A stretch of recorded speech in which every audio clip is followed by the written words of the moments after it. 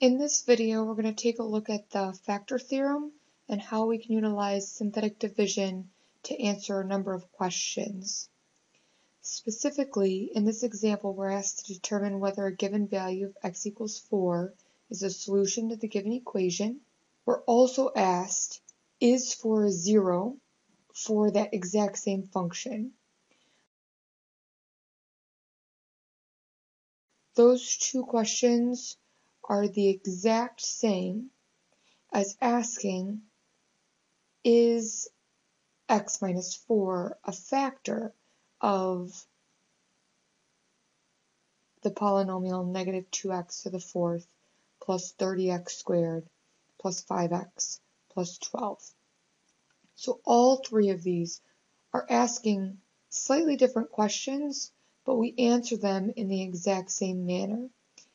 The factor theorem says that we can use synthetic division to be able to figure out if something is a solution to an equation when it's equal to 0, or if something is a 0, or if x minus 4 is a factor.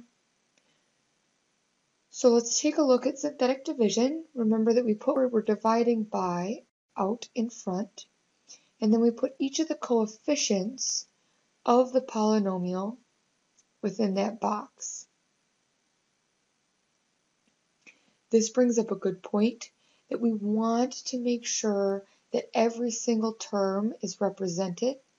And so if a term is missing, such as in this case, the x cubed term, then we want to put a 0 in for that place. We're going to drop down our first coefficient. We take that value and multiply it by the value out front, and then we add. And when we do that, we see that we get negative 2, negative 8, negative 2, negative 3, and then a remainder of 0.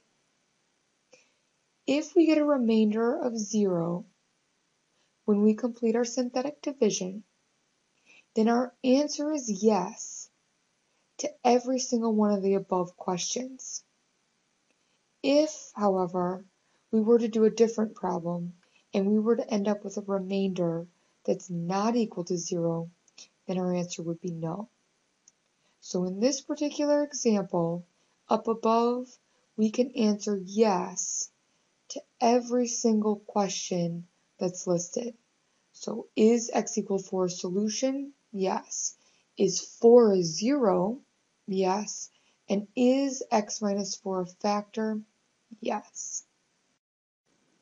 We could take this one step further and ask, well, what are the factors of negative 2x to the fourth plus 3x squared plus 5x plus 12? And since we saw that we just found that x minus 4 is a factor, then what we're left with after our synthetic division is the other factor. So negative 2x cubed minus 8x squared minus 2x minus 3. And so this factor, we'd want to ask ourselves if we can factor it further. And we notice that each of the coefficients in that factor come from what was left after I completed my synthetic division.